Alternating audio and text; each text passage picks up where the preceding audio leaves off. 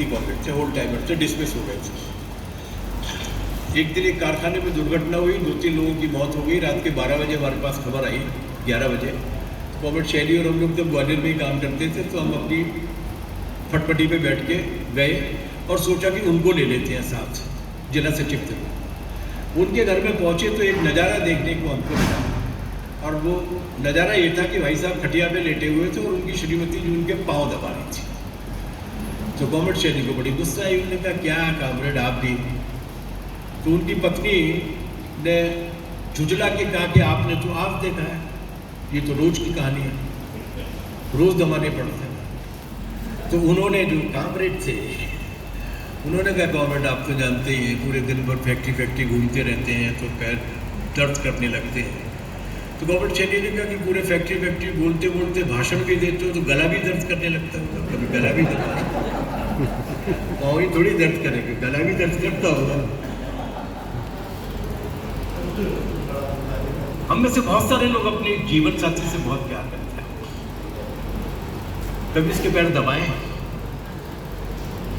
ये है मनु जो दिमाग में बैठे। हमारा पूरा पुरुषत्व खंडित हो जाएगा अगर हमने उसके वाकई में दर्द होते हुए पैर भी दबा दिए, पुरुषत्व खंडित हो। यही तो मनु है, ये मनु बैठा हुआ है। इसलिए जब तक इस मनु पे वार नहीं किया जाएगा, इस मनु पे वार करने के लिए पैर दबाने से शुरुआत मत कीजिए।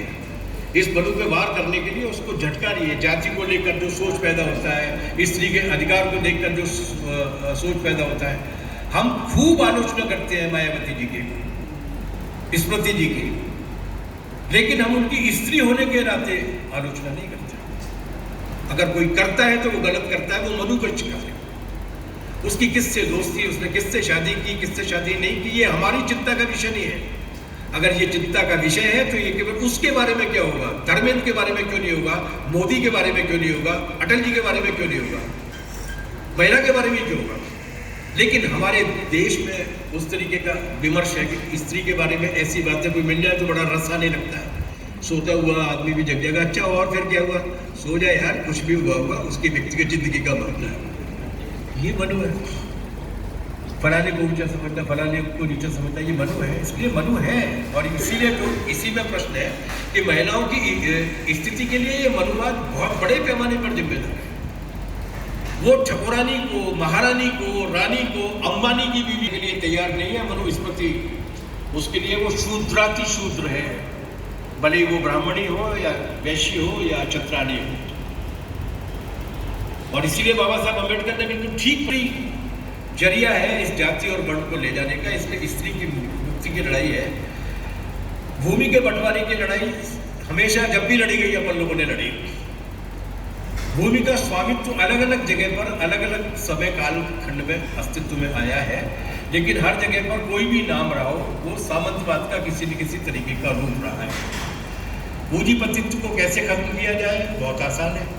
सारे किसान और मजदूरों को इकट्ठा कर लिया जाए और उनके दिमाग में ये चेतना पैदा कर दी जाए कि केवल फसल की कीमत मिलने से कुछ नहीं होगा, बिजली मुफ्त मिलने से कुछ नहीं होगा, वेतन बढ़ने से कुछ नहीं होगा, इनके राज को पलटने से ही होगा जो भी सब कुछ। जिस दिन ये आंदोलन की चेतना एक वैचारिक चेतना में बदल जाएगी, उस दिन ये सारी समस्या का समाधान हो जाएगा। आखिरी प्रश्न है, पूंजीवाद की अवधारणा क्या है, दलित पूंजीवाद की अवधारणा क्या है। ये आजकल उन्होंने बोलना वैसे बंद कर दिया है। चंद्रवान जी थे बहुत, उन्होंने एक दलित चैम्बर ऑफ कॉमर्स बनाया था, दलित पूंजीपतियों का संगठन। आजकल उसके भी 12 बजे हुए हैं, मुंबई में उसका दफ्तर भी देख आए थे, एक बार गए थे। उनका ये मानना है कि पहला भारत में जो पूंजीवाद था वो नियंत्रित पूंजीवाद था। यहाँ पर आपको रोहतक में अगर कोई कारखाना डालना है तो आपको परमिशन लेनी पड़ती थी, सरकार से लाइसेंस परमिट लेना पड़ता था। हालांकि ये परमिट राज तो 1991 में ही खत्म कर दिया गया था। अब कोई भी पूंजीपति किसी भी जगह जाके अपना कारखाना लगा सकता है, अब उस तरीके का नहीं है जो पूंजीवाद के विकास के एक दौर में था। चूंकि अब सबको छूट मिल गई है तो दलित भी लगा सकता है, तो नवोदारवाद ने वो छूट दिलाई है, इसलिए ये हमारे पक्ष में है। हम जाएंगे और एक दूसरे की मदद करके हम ये करेंगे। करोगे तो तब जब पैसे होंगे, करोगे तो तब ना जब पूंजी होगी, करोगे तो तब ना जब तुम्हें कोई पूंजी पति मदद करने के लिए तैयार होगा या सरकारें उस तरीके की मदद करने के लिए तैयार होंगी? नहीं होंगी। तो वो एक खोखला आशावाद था जो अब तो नवोदारवाद को गुजर गए हैं, बहुत साल हो गए, 34 साल हो गए। इस नवोदारवाद में कोई दलित पूंजीपति उभर कर आया हो ऐसा कुछ सामने नहीं आया, इसलिए ये झांसा था। बाकी तो कॉमेडी बातें भूली जा चुकी है कि जातिवाद के विरुद्ध संघर्ष कैसे किया जाएगा।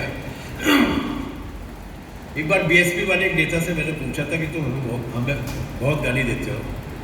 बाबा साहब ने जातिवाद, जाति प्रणाली को खत्म करने के जो कई सारे काम बताए थे, 1 2 3 4 5, उसमें एक काम ये भी था कि अंतर जातीय विवाहों को प्रोत्साहित करना और मदद करना। मैंने पूछा उनसे कि बीएसपी के घोषणा पत्र में ऐसी कोई बात है क्या? मैंने कहा मेरी पार्टी के घोषणा पत्र में है। मेरी पार्टी कहती है कि हम अंतर जातीय विवाहों को प्रोत्साहित करेंगे, मदद करेंगे।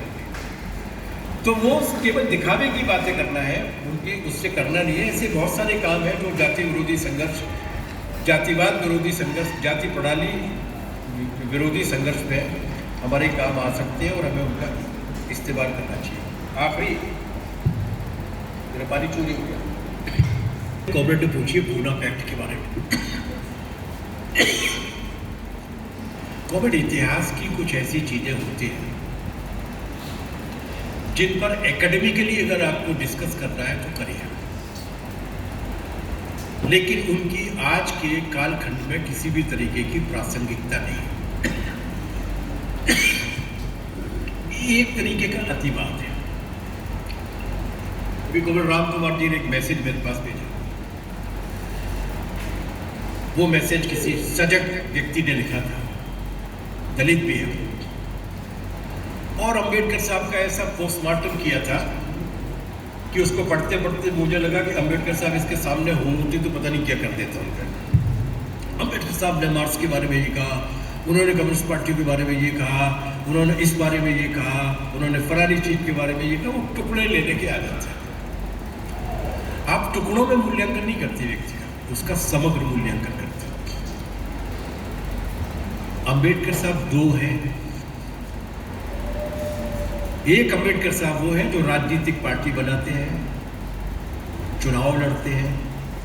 चुनाव में कांग्रेस पार्टी भी उनके खिलाफ होती है, कम्युनिस्ट पार्टी भी उनके खिलाफ होती है। उस चुनाव में वो भाषण देते हैं। एक अंबेडकर साहब वो हैं जो दलितों के बीच में जा रहे हैं, बंबई के कपड़ा मजदूरों के बीच में जिनका 90% हिस्सा लाल झंडे के साथ है, उसमें वो उनको अपनी ओर आकर्षित करने के लिए भाषण देते हैं, आलोचनाएं करते हैं। ये प्रैक्टिसिंग पॉलिटिशियन अंबेडकर साहब है। बाद के कालखंड में वो अपनी कही गई बातों को छोड़ भी देते हैं, लेकिन एक रिफॉर्मर, एक रेवोल्यूशनरी, एक सुधारक, एक क्रांतिकारी अंबेडकर है जो इस पूरे समाज की जड़ता को झकझोर कर देने वाली समझ देते हैं, विश्लेषण देते हैं। तो आज जब अंबेडकर साहब नहीं है, उनको गए हुए बहुत सारे साल हो गए, उस वक्त आपके लिए कौन से अंबेडकर महत्वपूर्ण है? जो चुनाव लड़ने वाले थे, जिन्होंने अंधेरी की सीट पर, वैसे नाम ले रहा हूँ, अंधेरी सीट का नाम नहीं था उनका, अंधेरी की सीट पर भाषण देते हुए ये कहा था कि ये जो लाल झंडे वाला खड़ा हुआ है, इसकी विचारधारा ये खराब है, ये